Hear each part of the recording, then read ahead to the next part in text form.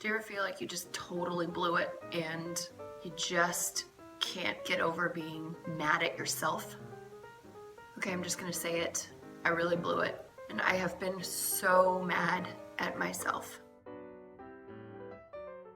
What's up, y'all? This is Rachel Elizabeth. You're watching Real Talk with Rach. And today I want to talk about something that is very honest and vulnerable for me, but I believe it's what I'm supposed to be talking about because nobody is gonna really face what they need to face in their own life and relationships and heart if somebody doesn't just do it first.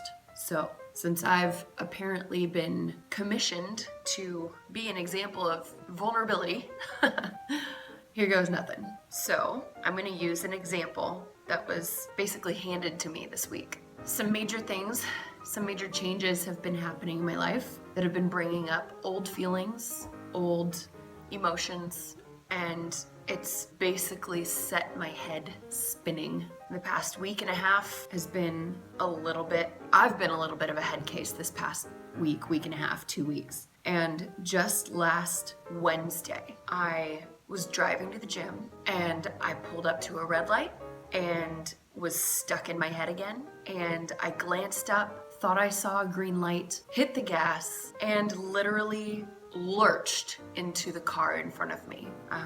The light wasn't green, it was red, and I was not texting. I wasn't doing anything but thinking. I just wanted to bring that up because so often things will happen in our lives where we really royally screw something up. It could be with a relationship, it could be at work, it could be with parents. I realize that counts as relationship, but work with me here.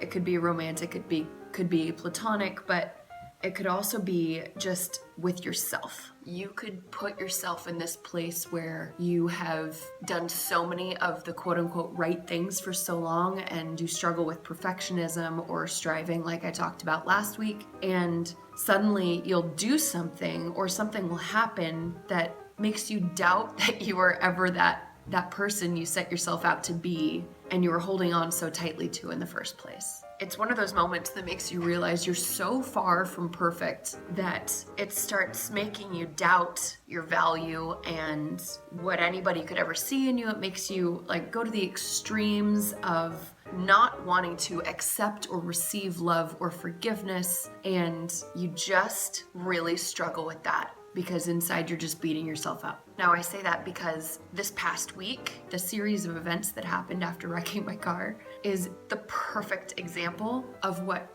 grace is. Now, for those of you who don't know what grace is, it's unmerited or undeserved favor. So, I wrecked my car Wednesday. Thursday, I was able to take the car into the shop. I left it there and had my longboard in the back of the car, so I was able to longboard home. I just remember being so grateful to have that in the back of the car, but I got back wondering what on earth I was going to do because I had to work again very soon and I didn't know what I was going to do without a car, and I live pretty far away from everything. And I get home and my roommate's there and I remember that he has an extra car. I ask if I can borrow it to get to an audition the next day and work the following day. And he very quickly agreed to let me do that. So that in itself is the first example. After that, Thursday, I got work covered and a car to use. And the next day, I got a call from the mechanic saying that the damage to my car was going to cost at least double what the car is worth right now on Kelley Blue Book. So my car was totaled from a stupid accident that was entirely my fault. I was so mad at myself, but I prayed. I prayed for God to help me trust that He would figure it out and to help me to rest in that. And I also prayed for a seamless transition. So Friday I went in to go see the mechanic and see the damage to my car and talk about it. And when I got there, I walked up and one of the other mechanics said, "Hey, did you see your twin car?" And I didn't know what he was talking about. He pointed out to me that across the street there was a car just like mine that was for sale for $100 less than my budget. Because I knew I was going to have to either pay for my car or find a replacement. And now that it was totaled, it didn't make any sense to just fix it because the car wasn't worth that much. So I was in the market, and when he told that to me, I asked him about the mileage. The mileage is the same as mine. I started asking questions about it. He said that the woman who owns the car had taken it in to have the mechanic sell it for her the same day that I brought mine in totaled. And it just blew me away. It was like this unbelievable gift because I took the keys and I got to test drive it that day. And not only was it as if I was driving my own car, but fixed, but this one was in even better condition than mine would have been with the repairs. So it was like it wouldn't just be a replacement, it would be an upgrade. Now, the rest of what happened over the weekend was basically waiting to hear back from the mechanic to see how much he could get for my car with the parts. And I told him that I had a limited budget and asked him if he would consider taking the price down even more. And at that point, it is still an old car and he wasn't making any money on it, but he wanted to help me out. And he took the weekend to call scrap shops to get money for my car parts. And he was able to take the price down not only for what my car's parts were worth, but also took the price down another $200 to $300 to save me paying extra for license and registration of this new used car. So I handed him a check Monday and drove away, leaving my car completely totaled and this replacement / upgrade car off the lot it feels and looks just like mine, only 10 times better. And I just can't help but see this as symbolic of what grace is, because the wreck was totally my fault and the car was in such bad shape cosmetically that it needed a whole lot more work, that frankly there was a list of things to do to get my car back to solid condition. So it was this amazing blessing in disguise. And I just wanted to share that with you guys because the grace of God takes us totaled, completely wrecked, and forgives us, but doesn't leave us there. He gives us a new heart, completely renews us, restores us, and upgrades us for absolutely no cost to us except accepting. And here's the coolest part, because not only was this an upgrade, but I didn't have the money to do this. In fact, I got paid from a commercial I booked totally randomly that played during the Super Bowl. I got paid for the first 2 months of airing the very same day that I found out the car was totaled.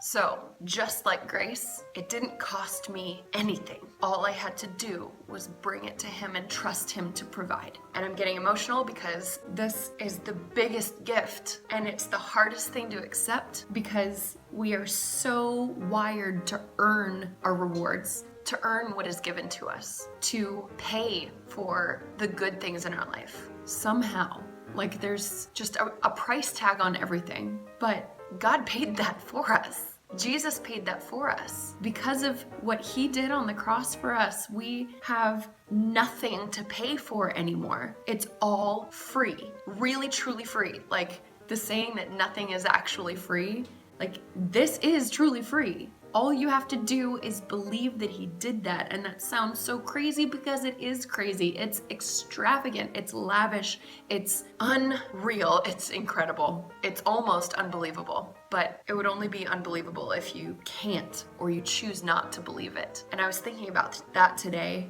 because to accept that would mean that we have to admit that we don't deserve it. We have to admit that we're not perfect, that we don't have it all together, that our lives are complete disaster underneath the facade of everything. Even our best efforts aren't good enough. We have to admit that, and that's hard. But it's also pride. If we don't accept the free gift of forgiveness and grace, we're basically saying that our sin, our mess, our junk is the only thing that God is not powerful enough to reach and take care of and wipe clean for us. It's selfish, it's arrogant, it's prideful. So understand that we can't do it without him. We can't be good enough without him. And yet we don't have to do anything except receive, believe, have faith, because that's what grace is. It's undeserved favor. So, wow, I gotta admit, guys, I really struggle to forgive myself when things happen that just, whether they're out of my control or in my control and they're just a big screw up, I immediately blame myself, as if it's easier to blame myself. But truly, that's just me saying that God's not big enough or good enough or loving enough to cover my mistake. The truth is that, myself included, we so often fail to remember what forgiveness really is, because so many people think that forgiveness means that whatever offense took place, that suddenly forgiveness means that that didn't matter. But that's not what forgiveness is. Forgiveness simply means that you're choosing to let that go. It doesn't mean that it wasn't offensive. It doesn't mean that someone wasn't hurt by it. It just means that because you understand that holding on to that is going to be more harmful than letting it go, you choose to forgive. Now, the reason why we forgive, and this is like a giant question, but why forgive at all? Like, why is there such thing as forgiveness? It's because of what I talked about already. It's because God forgave us first for more mess than we can even imagine, because he's perfect, and actually perfect. And if he's perfect, then anything that comes into his presence that is not perfect can't be there. So in order to have relationship with us, we had to become perfect. But the only way for that to happen is if perfection took our place. So God, out of his great love, insane, reckless, awesome love, he pursued us even though we rejected him. There's so much more I could say on that. If you guys have any questions, I'd be happy to do my best to answer them. If you guys have any prayer requests, I'd be more than happy to pray for you. Leave them in the comments below, and I will get back to each and every one of you as soon as I can. And I hope you guys have an amazing week, and I just pray that God allows you to understand why we need forgiveness and how to receive grace. You guys, this is such a privilege to be able to talk to you in this medium, and I know it's really kind of weird sometimes, because if you think about it, it's me talking to a camera hoping that it's going to be watched by people who need to hear it. That's not up to me. I just leave it in God's hands, but he's God. He can do amazing things every single day, and he does. So with great expectation, I will continue to do these videos as I am led, and I just want you guys to know that you are so desperately loved that nothing you could ever say or do will ever stop God from loving you. It doesn't matter how bad it is or how bad you think it is. Nothing can separate you from his love. All right, y'all, that was really real, and I will see you next week.